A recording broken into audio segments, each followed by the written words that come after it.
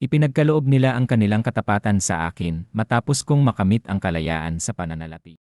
Sinabi ni Shen Yuan, hindi naman mas tulad ng 30 anyos na nagtatangkang magmukhang bata. Sinabi ni Liu Menglu, matanda. 26 lang ako. Sinabi ni Shen Yuan, I round up at basically 30 na. Sinabi ni Liu Menglu, Denye, ang pag-round up ay dapat gawing 20.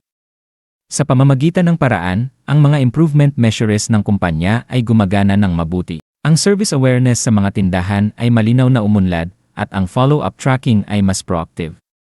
Ang tanging online traffic ay hindi pa nagpapakita ng malinaw na resulta, marahil dahil ang mga short videos ay masyadong bago pa. Sinabi ni Shen Yuan sa kanyang sarili, basta solid ang execution sa mga tindahan, natural na magpapakita ang mga pag-unlad. Sa huli, ang paggawa ng halimbawa mula sa negosyong ito ay dapat magkaroon ng epekto. Habang lumalakad si Liu Menglu sa unahan, tumingin si Liu Menglu sa likuran at sinabi, kaya, hindi mo ba iniisip na karapat-dapat ako ng gantimpala bilang iyong konsultant? Sinabi ni Shen Yuan, gantimpala? Siyempre. Kinuha ni Shen Yuan ang kanyang Chinese phone at sinabi, Manager Yu. CJ. Sinabi ni Manager Yu, President Shen, ang bagay na pinasuri mo sa akin, mayroong pag-unlad. Ang universidad ay nakikipag-ugnayan sa ibang health check institution sa Xinjiang at mayroon ding isa mula sa Wenzhou City na nag-submit ng quote. Ito ang dalawang alam natin sa ngayon. Kailangan nating kumilos o baka mawala ang deal na ito. Sinabi ni Shen Yuan sa kanyang sarili, kaya talagang naglalaro ng parehong panig ang matandang iyon na si Xu. Sinabi ni Shen Yuan, gawin mo ito, magpanggap na hindi mo alam ang anuman at panatilihin ang normal na kontak. Pagkatapos ay ipadala mo sa akin ang mga detalye ng dalawang institusyon na iyon. Sinabi ni Manager Yu, naintindihan, President Shen. Sinabi ni Shen Yuan, iyon na lang sa ngayon.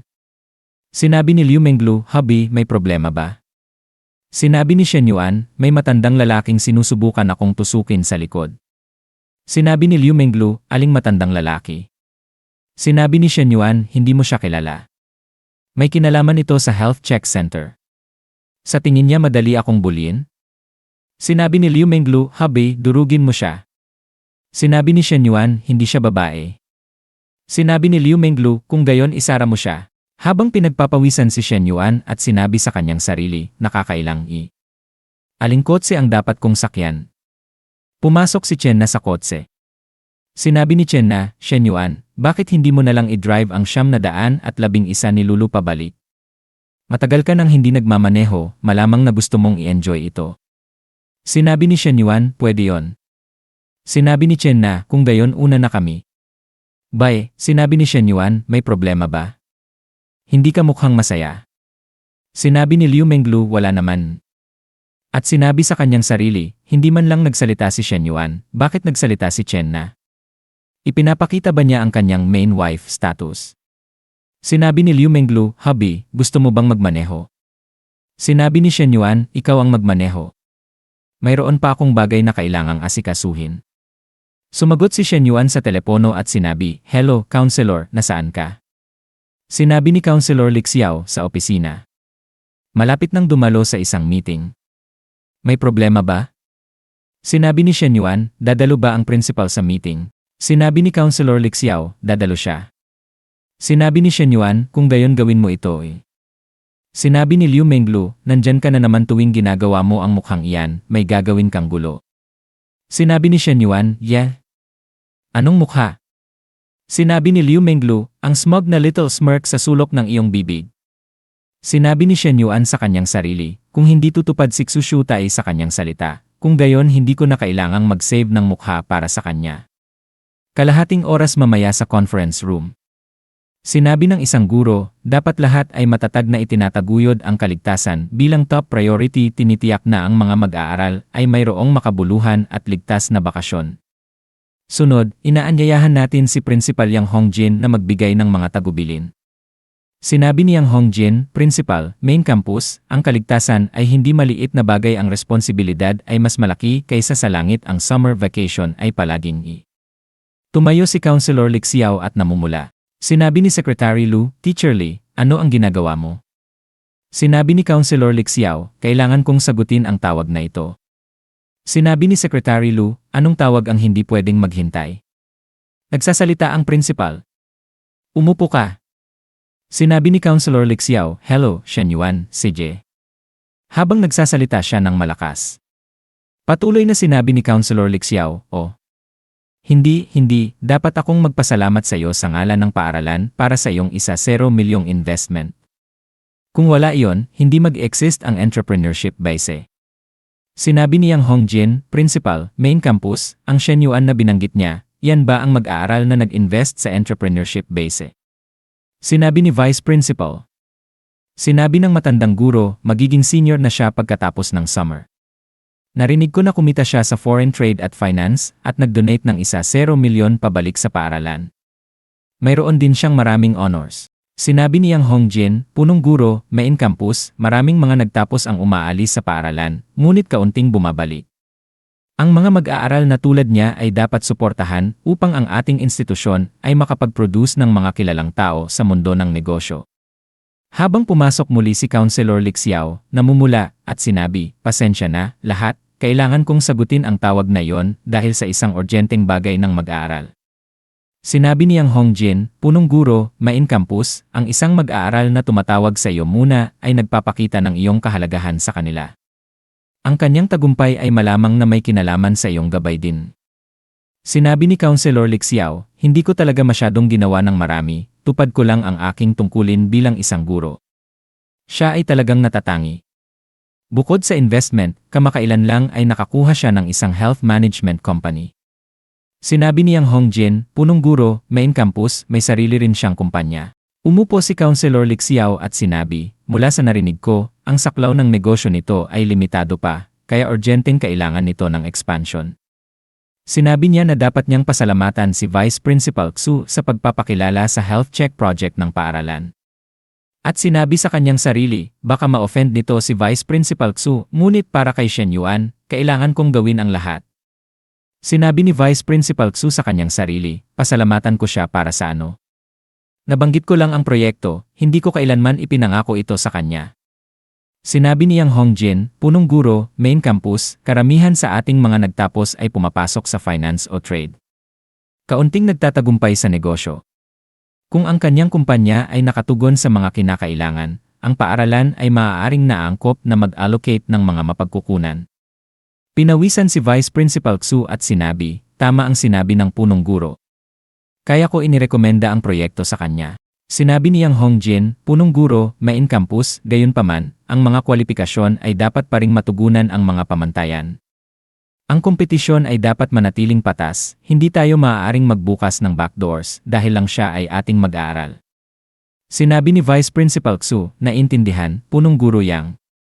At sinabi sa kanyang sarili, sa ibabaw ay nagsasalita siya tungkol sa fairness, ngunit sa totoo lang, ang proyektong ito ay basically mapupunta kay Shen Yuan.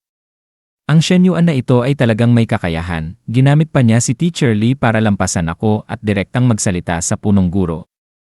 Ngunit ang Teacher Lee na yon ay walang muwang, ikaw ba ay isang kawani ng paaralan o kanyang tagapagsalita? Sinabi ni Secretary Lu sa kanyang sarili, maraming benepisyo na nakuha si Xu mula sa kanyang posisyon. Ngayon ay sa wakas ay natamaan siya ng pader. Ang tapang ni Shen Yuan, hindi ba siya natatakot na ma-offend si Xu? Ilang oras mamaya ng siyam yen. Sinabi ni Shen Yuan, salamat, Teacher Lee. I-treat kita ng isang pagkain balang araw. Sinabi ni Councilor Lixiao, napakakaba ko. Hindi ko man lang nagawang tingnan si Vice Principal Xu sa panahon ng meeting. Sinabi ni Shen Yuan, kumilos ka lang na parang walang nangyari.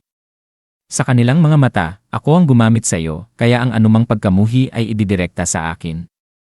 Sinabi ni Councilor Lixiao, Shen Yuan talaga bang ginamit mo ako? Sinabi ni Shen Yuan, paano iyon ang paggamit sa iyo? Ito ay isang guro na nagmamalasakit sa kanyang mag-aaral at nag-aalok ng tulong. Bukod pa rito, ako ay iyong mag-aaral, tayo ay isang shared entity. Tayo ay nag-aangat at bumababang sama-sama. Sinabi ni Councilor Lixiao, ako ba ay guro mo lang? Sinabi ni Shen Yuan, depende sa iyong iniisip. Sinabi ni Councilor Lixiao, ngunit ni. At sinabi sa kanyang sarili, gusto kong sabihin, ngunit hindi ka pa nag-confess, ngunit talagang ginawa niya noon, hindi ko lang tinanggapi. Sinabi ni Councilor Lixiao, ngunit matagal ka nang hindi nakipag-contact sa akin. Sinabi ni Shen Yuan, bibisitahin kita bukas. Libre ka, di ba? Sinabi ni Counselor Li Xiao, Inan, hihintayin ko ang iyong mensahe. Sinabi ni Liu Menglu, Hubby, sino ang bibisitahin mo bukas? Sinabi ni Shen Yuan, tinutulungan ko ang isa sa aking mga guro. Sinabi ni Liu Menglu, okay. Habang nakaupo siya sa kandungan ni Shen Yuan at sinabi, Hubby, miss na miss kita, alam mo ba kung paano ako nakaraan nitong nakaraang linggo? Sinabi ni Shen Yuan, paano ka nakaraan? Sabihin mo sa akin, magbigay ng detalye. Sinabi ni Liu Menglu, tinitingnan ang mga litrato. May ideya ka ba kung gaano kasaklap ang pagtitingin lang sa mga litrato mo bawat gabi? Sinabi ni Shen Yuan, kailan mo pa kinuha ang mga yon? Sinabi ni Liu Menglu, habang nag-workout ka, habang natutulog ka at habang naliligo ka. Sinabi ni Shen Yuan, magaganda sila. Maaari kang maging sa cover ng isang men's magazine. Umasa ka ba sa mga litratong ito para makaraan sa linggo? Sinabi ni Liu Menglu, huwag mo akong tuksuhin. Nagpahinga si Shen Yuan sa kanyang mga melons at sinabi, well, bumalik na ako, kaya wala ng litrato. Ano ang plano mong gawin? Namumula si Liu Menglu at sinabi, ako hindi ko alam. Hubby, ano-ano ang gusto mong gawin? Sinabi ni Shen Yuan, bakit ka nanginginig? Enan? Sinabi ni Liu Menglu, hindi ako eh. Sinabi ni Shen Yuan, nanginginig ka. Sabihin mo. Habang hinahawakan niya ang kanyang hips. Sinabi ni Liu Menglu, Hubby, natatakot ako sa sakit at natatakot akong mag-cast ng masyadong maraming water magic. Pwede ba tayong dahan-dahan lang ngayon? Inamoy ni Shen Yuan ang kanyang mga melons at sinabi, sige, ayon sa iyong kagustuhan. Dahan-dahan lang tayo. Sinabi ni Liu Menglu, Hubby, nakakakiliti yon. Itinapat ni Shen Yuan siya sa kama at sinabi, bantayan mo ang iyong phrasing. Ano ang dapat mong tawagin sa akin sa ngayon?